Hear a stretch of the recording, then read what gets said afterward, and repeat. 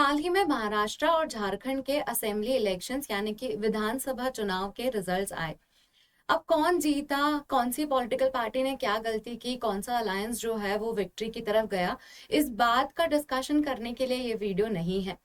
इस assembly election में एक बहुत ही इंटरेस्टिंग और सीक्रेट वेपन फाइंड आउट हुआ है, जिसके चलते पॉलिटिकल पार्टीज जो हैं वो अपनी सक्सेस इलेक्शंस में अश्योर कर सकते हैं। अगर पॉलिटिकल पार्टीज थोड़ा सा ट्रेंड एनालाइज कर लें तो उन्हें पता चल जाएगा कि अगली बार इलेक्शन जीतने के लिए उन्हें किसे खुश करना होगा या फिर कौन सी डेमोग्राफी को अपनी तरफ अट्रैक्ट करना होगा।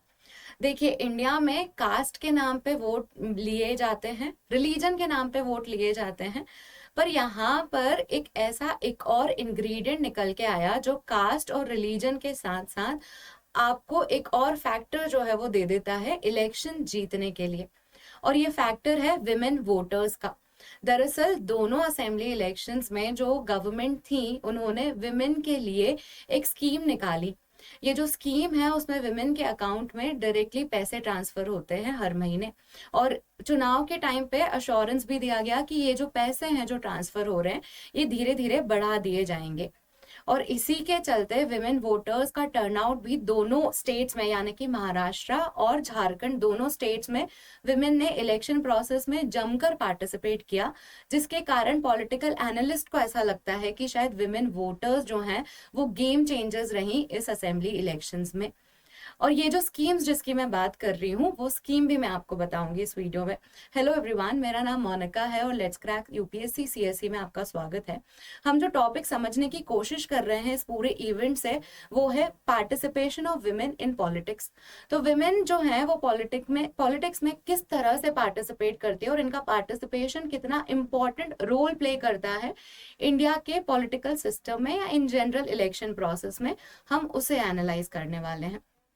तो जो न्यूज है वो ये है कि ideology welfare shapes Maharashtra Jharkhand poll outcomes. इसमें क्या बोल रहे हैं, विमेन की इनकम सपोर्ट स्कीम जो है उसके कारण काफी हेल्प मिली पॉलिटिकल पार्टीज को, और शायद कास्ट और ट्रेडिशनल कैटेगरीज जैसे रिलीजन के अलावा एक और फैक्टर हमें मिल गया जिसके कारण आप अपनी पॉलिटिकल सक्सेस या फिर इलेक्शन में सक्सेस इंश्योर कर सकते हैं।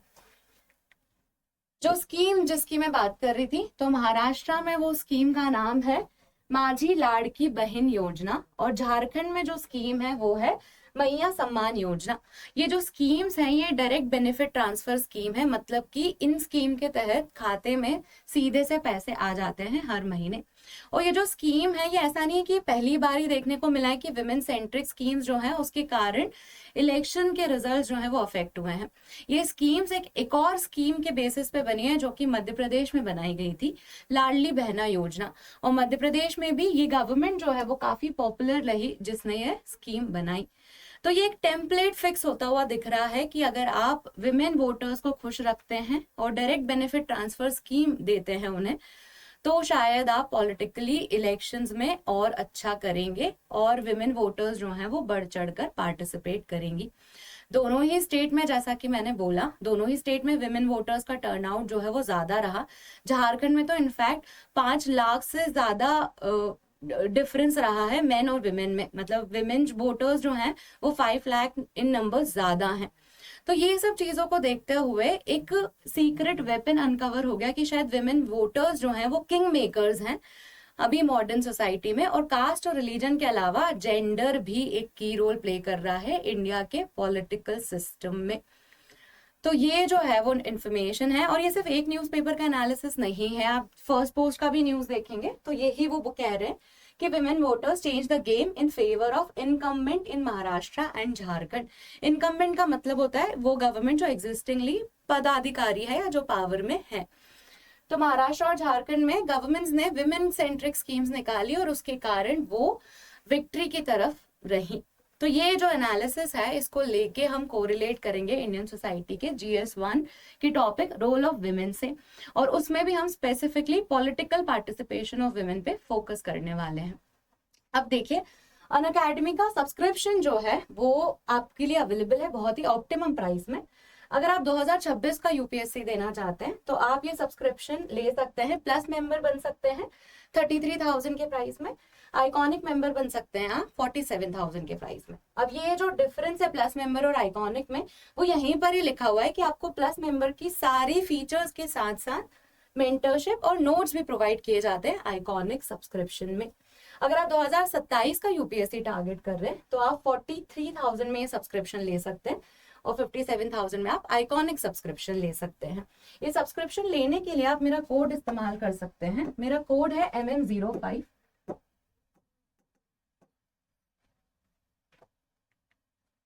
आप जो है हमारी बैचेस में भी एनरोल कर सकते हैं। हमारी 3 बैचेस चल रही हैं 2026, 2027 और 2026 के लिए चल रही हैं, एज इन आने वाली हैं हमारी बैचेस।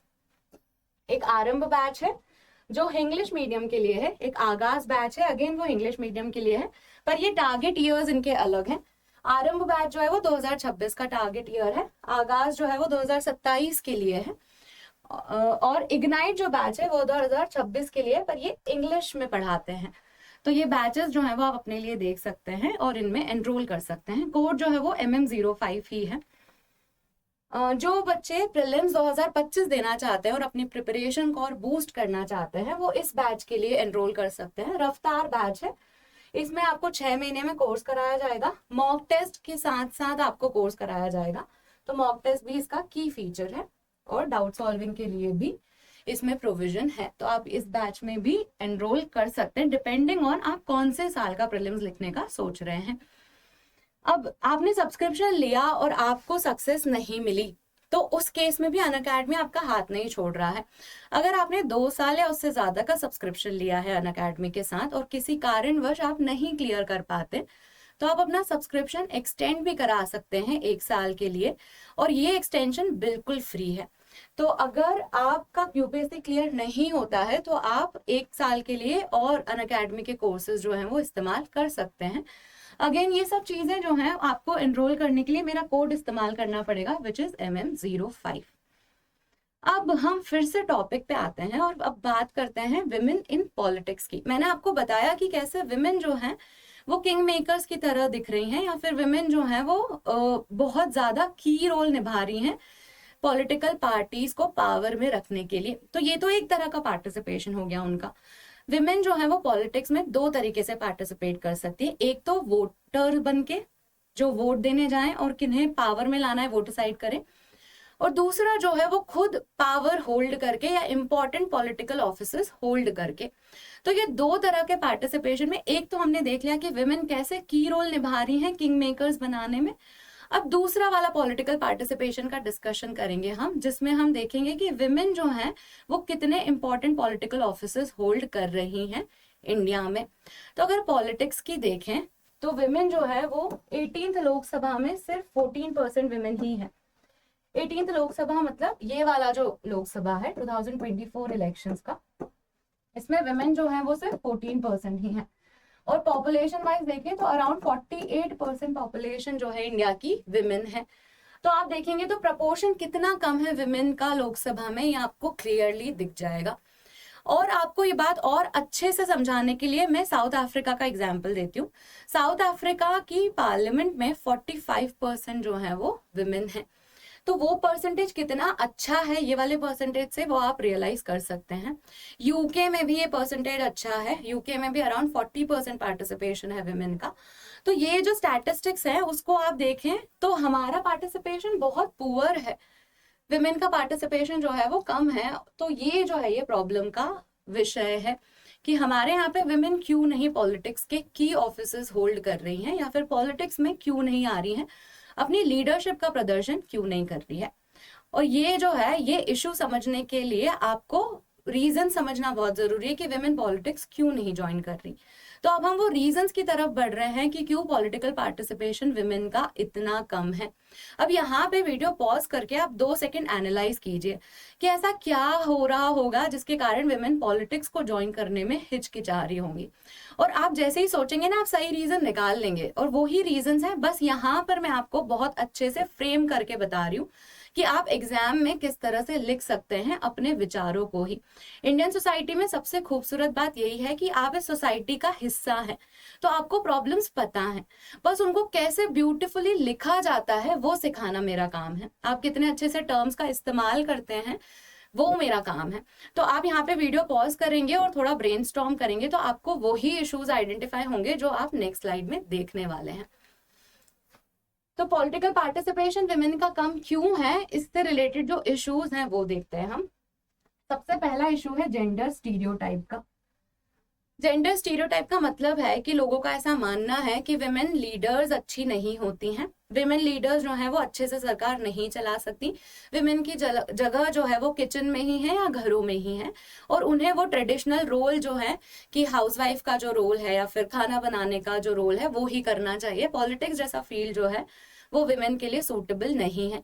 इस तरह के स्टीरियोटाइप्स हैं, उनकी लीडरशिप जो है वो लोग एक्सेप्ट नहीं करते। उनको ऐसा लगता है कि ये कल की आई हुई औरतें हमें सिखाएंगी क्या या हमें लीड करेंगी क्या, तो इस तरह का स्टिग्मा है जिसके कारण विमेन पॉलिटिक्स ज्वाइन नहीं करती या फिर उनकी लीडरशिप जो है वो एक्सेप्टेड नहीं होती है समाज में। दूसरा रीजन क्या है पॉलिटिक्स में वायलेंस का। देखिए पॉलिटिक्स जो है वो एक डर्टी गेम है ऐसा बोला जाता है, और ये बात कहीं हद तक सही भी है। पॉलिटिक्स में क्रिमिनल्स का रिप्रेजेंटेशन होता है जिसे क्रिमिनलाइजेशन ऑफ पॉलिटिक्स बोला जाता है। तो ये सब चीजों के चलते भी विमेन अवॉइड करती है पॉलिटिक्स ज्वाइन करना। यहाँ पे मसल पावर का बहुत इस्तेमाल होता है जिसके चलते विमेन ओवरऑल पॉलिटिकल पार्टिसिपेशन जो है वो अवॉइड ही करती हैं। तीसरा फिनोमेना है ग्लास क्लिफ का। इसको मैं अभी 2 मिनट में आपको समझा दूंगी, हम पहले बाकी के पॉइंट्स देख लेते हैं। Lack of internal democracy in political parties, मतलब कि पॉलिटिकल पार्टीज में क्या होता है, फेवरेटिज्म चलता है। लोग अपने अपने लोगों को ज्यादा टिकट्स देते हैं, ज्यादा पावर होल्ड करने का मौका दे देते हैं, जिसके कारण जो है नए लोगों को मौका नहीं मिलता उतने अच्छे से अपनी क्षमताओं को इस्तेमाल करने का। पॉलिटिकल पार्टी में इतनी ट्रांसपेरेंसी नहीं है कि कौन सी कॉन्स्टिट्यूएंसी से किसको टिकट मिलेगी। जिसके पास ज्यादा पैसे हैं, जिसके पास ज्यादा बड़ा घर का नाम है, फैमिली नेम जिसका ज्यादा है, वो सब लोग जो है वो इन पॉलिटिकल पार्टीज में टिकट लेते हुए दिख जाते हैं। तो इसमें नए लोगों को इतनी मुश्किल होती है राइज करने में इंपॉर्टेंट ऑफिसेज में। तो विमेन को तो और ज्यादा चैलेंजेस हैं क्योंकि विमेन के पास इतनी ज्यादा वेल्थ नहीं होती, विमेन के पास इतनी ज्यादा क्वालिफिकेशंस या एजुकेशनल बैकग्राउंड नहीं होता, जिसके कारण जो है विमेन अवॉइड करती है पॉलिटिक्स में जाना। Lack of internal democracy, lack of political education, मतलब कि सिस्टम किस तरह से ऑपरेट करता है, पार्लियामेंट्री सिस्टम क्या है, कैसे हमारे आगे इलेक्शंस होते हैं, ये सब चीजें भी विमेन को इतने अच्छे से नहीं पता है। एजुकेशन वाइज भी विमेन जो है इतने अवेयर नहीं है, जिसके चलते पार्टिसिपेशन उनका कम है। तो ये 4 पॉइंट्स हैं। ये वाला पॉइंट अब मैं आपको समझाती हूँ। ये पॉइंट है ग्लास क्लिफ का। इसमें क्या होता है, ये फिनोमिना जो है वो एक इस तरह का इवेंट है जिसमें ऐसी सिचुएशन जिसमें फेलियर या फिर फेल होने के चांसेस बहुत ज्यादा हैं, उन सिचुएशंस में विमेन को आगे बढ़ा दिया जाता है, उन्हें प्रमोट कर दिया जाता है। समझते हैं एग्जांपल्स है। अगर कोई कंपनी है जिसमें कोई ऐसा प्रोजेक्ट इम्प्लीमेंट हो रहा है और उस प्रोजेक्ट में कंपनी को पता है कि सक्सेस के चांसेस बहुत कम है, तो वो जो प्रोजेक्ट है उसकी लीडरशिप कंपनी क्या करती है, विमेन को दे देती है। अब ऐसा क्यों करती हैं कंपनीज, वो हम समझेंगे। पॉलिटिक्स के केस में क्या होगा कि एक ऐसी कॉन्स्टिट्यूएंसी जहां पे से पॉलिटिकल पार्टी को लगता है कि वो जीत नहीं सकते, वहां का टिकट जो है वो विमेन को दे दिया, और इस फिनोमेना को ग्लास क्लिफ बोला जाता है। क्लिफ मतलब एक ऐसी चोटी, तो क्लिफ, ग्लास की क्लिफ पे खड़ा कर दिया विमेन को जहां पे सिर्फ गिरने के चांसेस या फिर फेलियर के चांसेस बहुत ज्यादा हैं। अब समझते हैं कि ऐसा क्यों करते हैं। ग्लास क्लिफ का फिनोमेना इतना वाइड स्प्रेड इसलिए है क्योंकि कंपनीज को फायदा होता है इससे। कैसे फायदा होगा, अगर एक ऐसा प्रोजेक्ट है जिसमें फेलियर के चांसेस ज्यादा हैं और अगर विमेन को उसमें लीडरशिप में रखा हुआ है और वो प्रोजेक्ट सक्सेस की तरफ चला जाता है या प्रोजेक्ट सक्सेसफुल हो जाता है, तो उस केस में क्या होगा कि कंपनीज ऐसा क्लेम कर सकती हैं कि हम कितने प्रोग्रेसिव हैं कि हमने इतने रिस्की प्रोजेक्ट में भी विमेन को रखा और हमने विमेन को सक्सीड करने के लिए सारे रिसोर्सेज प्रोवाइड किए, तो वो उनकी सक्सेस क्लेम कर सकती है। अब दूसरा केस ले लेते हैं जिसमें वो फेलियर वाला प्रोजेक्ट जो है उसमें एक्चुअल में विमेन जो है वो फेल हो जाती हैं। तो उस केस में कंपनी को क्या होगा, कंपनी बोल सकती है कि लास्ट टाइम हमने इस तरह के प्रोजेक्ट में विमेन को लीडरशिप दी थी पर वो सक्सेसफुल नहीं निकला, तो इस बार हमें मौका किसी और को देना चाहते हैं। तो इस तरह से दोनों सिचुएशंस में विन विन निकल के आता है। और ये ग्लास क्लिफ का फिनोमेना जो है वो आप कंपनीज में भी देख सकते हैं और वो पॉलिटिक्स में भी देखा जाता है।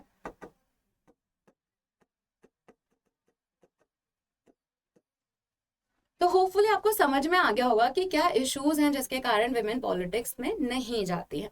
अब ये इशू तो आइडेंटिफाई कर लिया हमने, अब हम देखते हैं कि गवर्नमेंट ने कौन से एफर्ट्स लगाए हैं ताकि विमेन का पॉलिटिकल पार्टिसिपेशन इम्प्रूव हो सके।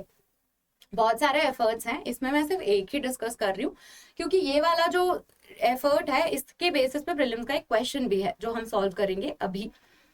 तो विमेन रिजर्वेशन एक्ट जो है वो लेकर आई गवर्नमेंट, जिसमें विमेन को रिजर्वेशन दिया गया, जिसमें 1/3 सीट्स जो हैं लोकसभा में, स्टेट लेजिस्लेटिव असेंबली और दिल्ली की लेजिस्लेटिव असेंबली में रिजर्वेशन देंगे विमेन को, ताकि विमेन का रिप्रेजेंटेशन 14% से बढ़कर हो जाए। कितनी सीट्स रिजर्व कर रहे हैं? 1/3 सीट्स रिजर्व कर रहे हैं विमेन के लिए। तो गवर्नमेंट ने क्या सजेशन दिया है कि हम रिजर्वेशन देंगे ताकि विमेन का पॉलिटिकल पार्टिसिपेशन इंप्रूव हो जाए और ये नंबर जो है वो सुधर जाए। अब इसमें कुछ चीजें हैं जो आपको पता होनी चाहिए। ये 106th कॉन्स्टिट्यूशनल अमेंडमेंट एक्ट है। ये विमेन रिजर्वेशन एक्ट को और क्या बोलते हैं? नारी शक्ति वंदन अधिनियम। ये कब पास हुआ है? 2023 में। और इसमें ये कब इम्प्लीमेंट होगा वो भी हमें बहुत ध्यान से समझना होगा, क्योंकि ये जो है वो 2024 के लोकसभा चुनाव में इम्प्लीमेंट नहीं हुआ। मतलब कि 2024 के जो लोकसभा चुनाव हुए उसमें विमेन का रिजर्वेशन नहीं था। ये कब इम्प्लीमेंट होगा? जब हम सेंसस कंडक्ट कर लेंगे। सेंसस कंडक्ट करने के बाद हमें क्या करना होगा? डिलिमिटेशन करना होगा। अगर ये शब्द आपको नहीं पता है तो घबराने की जरूरत नहीं है, पॉलिटी में आप ये पढ़ेंगे ही। सेंसस जो है वो हमारी पॉपुलेशन काउंट करने की एक एक्सरसाइज होती है। वो सेंसस जब होगा उसके बेसिस पे जब फिर हम कॉन्स्टिट्यूएंसीज और डिवाइड करेंगे, जिसको हम डिलिमिटेशन कहते हैं, फिर जाके ये एक्ट इम्प्लीमेंट हो पाएगा। तो इसीलिए ये एक्ट अभी इम्प्लीमेंट नहीं हुआ है। तो ये एक चीज है जो आपको ध्यान रखनी होगी। और ये अभी 15 ईयर्स के लिए है। 15 ईयर्स के बाद फिर अगर पार्लियामेंट चाहे तो ये उसे एक्सटेंड भी कर सकती है। इसमें SC STs के लिए जो रिजर्वेशन है उसमें भी अप्लाई होता है ये विमेन का रिजर्वेशन। तो ये कुछ पॉइंट्स हैं जो आपको पता होने चाहिए इस एक्ट से रिलेटेड, विमेन रिजर्वेशन एक्ट या फिर नारी शक्ति वंदन अधिनियम। अब ये इसमें गवर्नमेंट ने रिजर्वेशन दे दिया विमेन को लोकसभा में, स्टेट लेजिस्लेटिव असेंबली में और दिल्ली की लेजिस्लेटिव असेंबली में।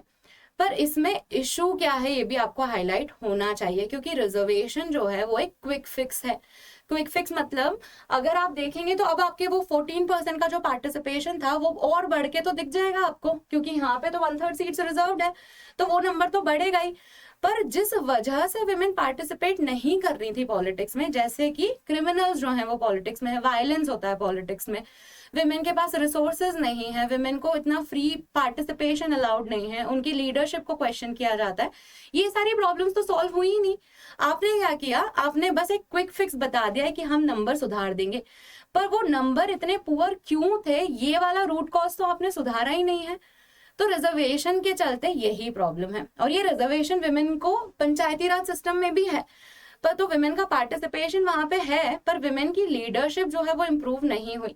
अगर आपने पंचायत देखा है, पंचायत एज इन जो सीरीज है जो प्राइम पे है, अगर आपने वो देखा है तो आपको पता होगा कि वहां पे विमेन सरपंच रहती है, पर वो सिर्फ मोहर ही लगाने जाती है, बाकी मेन काम तो उनके हस्बैंड ही कर रहे हैं।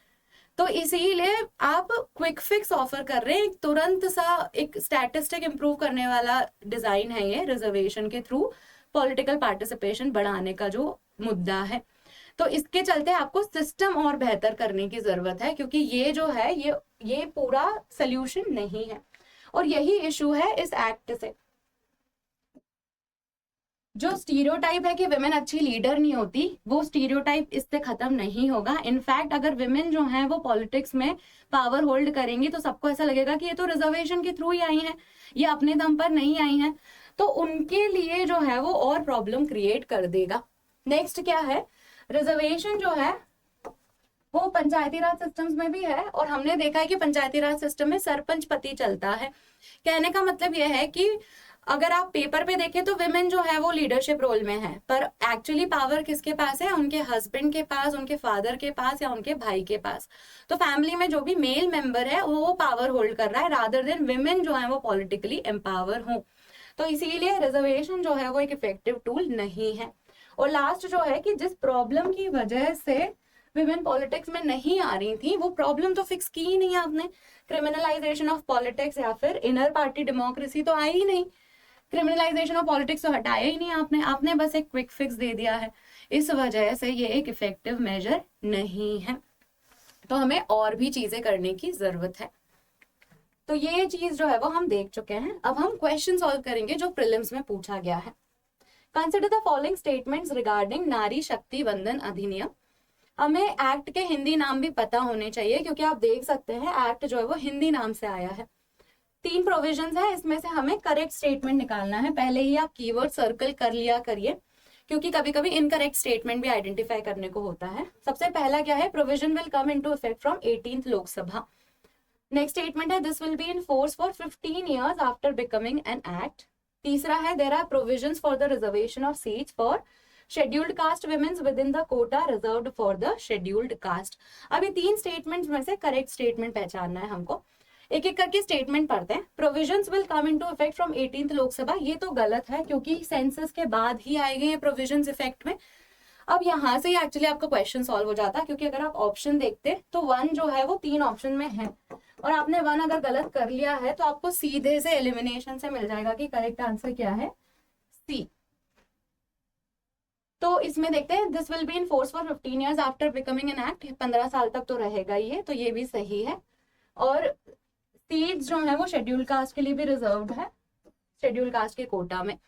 शेड्यूल कास्ट वुमेन के लिए रिजर्व्ड है, शेड्यूल कास्ट के कोटा में, ये भी सही स्टेटमेंट है। तो इसका आंसर क्या हो जाएगा, सी। होपफुली आप सबने ये सही सॉल्व किया होगा। With this we have come to the end of this video. अगर आपको इन्फॉर्मेशन पसंद आई है तो हमें कमेंट सेक्शन में बताइए।